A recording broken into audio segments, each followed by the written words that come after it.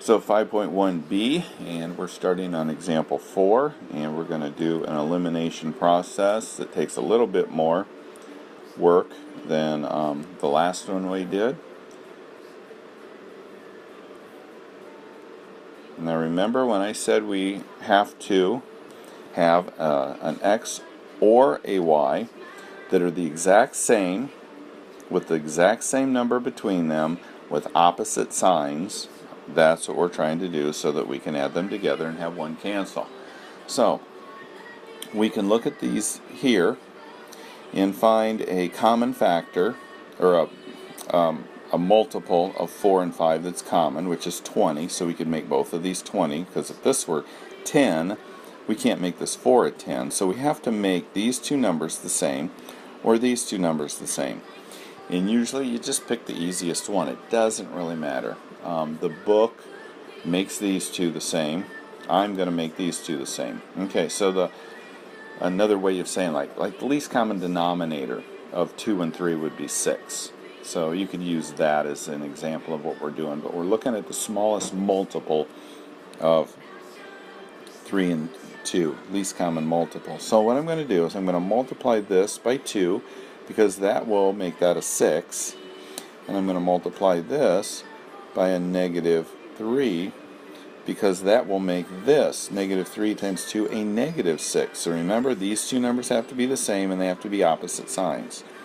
So let's make this 8x plus 6y equals 22. Okay, so we multiplied all that by 2. Multiply all this by -3. We got a positive 15 minus 6y equals -45. Now, because these two are the same and opposite in sign, we add these together. Those go away. And this becomes a -23. X equals -1. Okay? Now we take that -1 and we plug it in any of these 4 equations. Doesn't matter which one. Let's just take this bottom one here. -5 times -1 plus 2y equals 15. Okay, gives me 5 plus 2y equals 15. 2y equals 10. So y equals 5. So the place where those two equations cross is right there. Okay, these two equations cross at -1, 5. Okay? Alright, so let's look at x minus 3y equals 1 and -2x plus 6y equals 5. Alright, we're going to do the same thing here. Let's multiply this top one by 2. And that gives me 2x minus 6y equals 1. Not 1, equals 2. Alright, then I have 2x plus 6y equals 5. Alright, add those together. I get a 0. Oops, I get a 0. And I get a 7, so I get 0 equals 7. I get an untrue statement. Both my x's and y's cancel, and I get an untrue statement. And it will always be 0 equals something, and it'll make it so it's false. Alright, when that happens, that means that my lines are parallel. They don't cross. That's why I got no solution. So I get an answer of this. The lines do not cross. Alright, so the next one they give us, the B part, 2x plus 3y equals 6. 4x plus 6y equals 12. Alright, so let's go ahead and see what we've got here. We're going to multiply this top by a -2 so that this becomes a -4.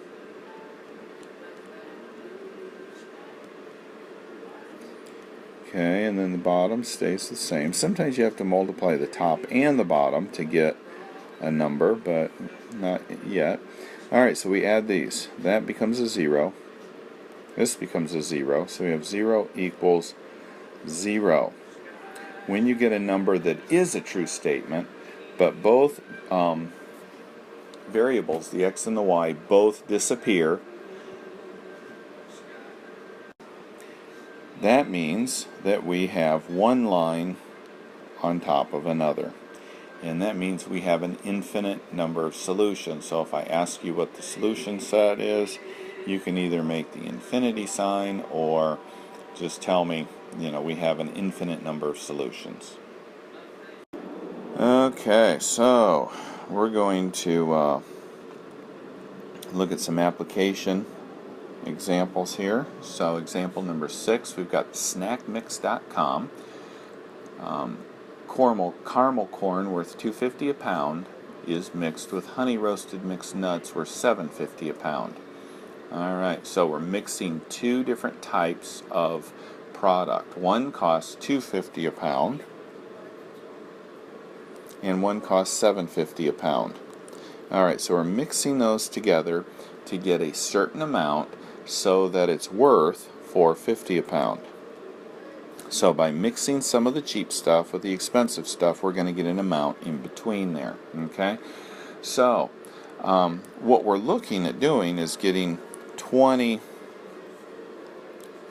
pounds worth of product so that we can sell it for $4.50 a pound. Well, the question is, how much of this and how much of this do I put together that will give me 20 pounds and have a value of $4.50? So do I put 10 pounds of this and 10 pounds of that in to give me 20 pounds? And will it be the $4.50 a pound mixture or not?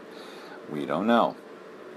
So this is where we come with these multiple equations and or these two equations in order to solve these. So we use a 5-step process that we have done before. The first part is trying to come up with an understanding of what they're asking for, which hopefully I just did. I familiarized you with kind of what's going on.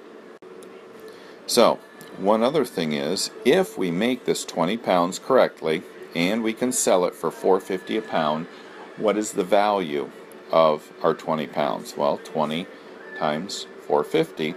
So when we're all done, we should have $90 worth of product, right? 20 pounds times $4.50 a pound gives me $90. So let's just guess. Let's just say I put 16 pounds of the 2.5 mixture and only 4 pounds of the 7.5 mixture. So 16 pounds of the 250 mixture would give me $40 worth, and 4 times 750 would give me $30 worth. That would give me $70 worth of mixture. Okay, that's not what I wanted. Okay, it means I put too much of the cheap stuff in, because when I added them together I still get less than what I wanted. So just guessing is not really a good idea. So let's make a table and see what we can come up with as far as a correct answer. Alright, price per pound. We've got caramel corn at $2.50, and we've got our other stuff at $7.50, and our mixture is going to be worth $4.50. Okay, so this is our caramel corn, this is our nuts, and this is our mix. Alright, so number of pounds, that's what we're looking for, right? We don't know how many number of pounds we need here. We don't know the number of pounds we need there. But we do know in our mixture we want to end up with 20. So when we take our caramel corn and our nuts and add those pounds together, we should get our 20 pounds, right? Alright, so what about our value? Okay. Our value of our caramel corn would be $2.50 times however many pounds we have, which we don't know.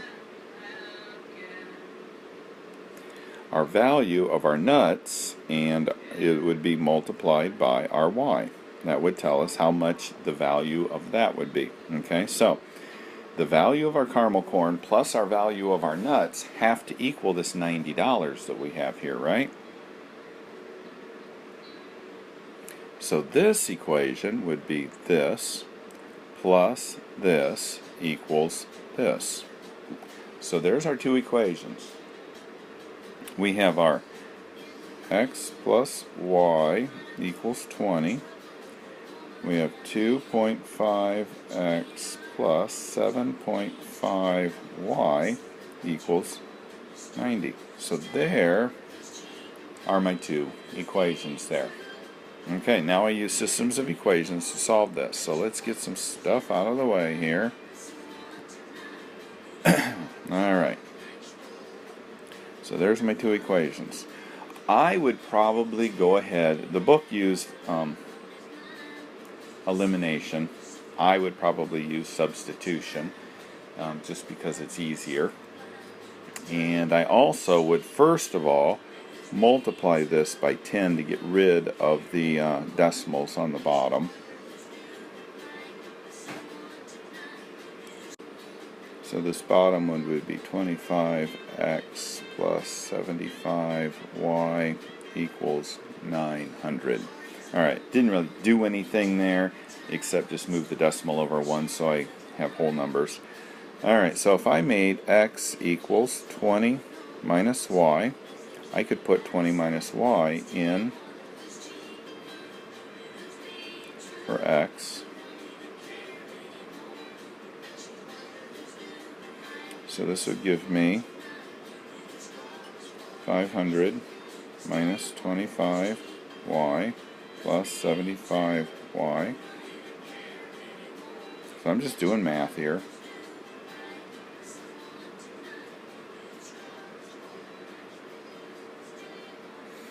So 50y equals 400, which means y equals 8.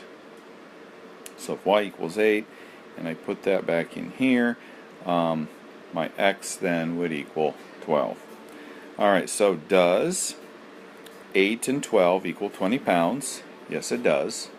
And then if I multiplied 8 by my 250 or by my 450 a pound, or 750 a pound, 8 times 750, and 12 by my cheap stuff, 250, I should be able to add those two numbers up and get $90. And I do. So I need 12 pounds of the cheap stuff, caramel corn, 8 pounds of the nuts, in order to make the $4.50 mixture of nuts and caramel corn. So that's it for example 7 or 6, and I will make a new video for example 7.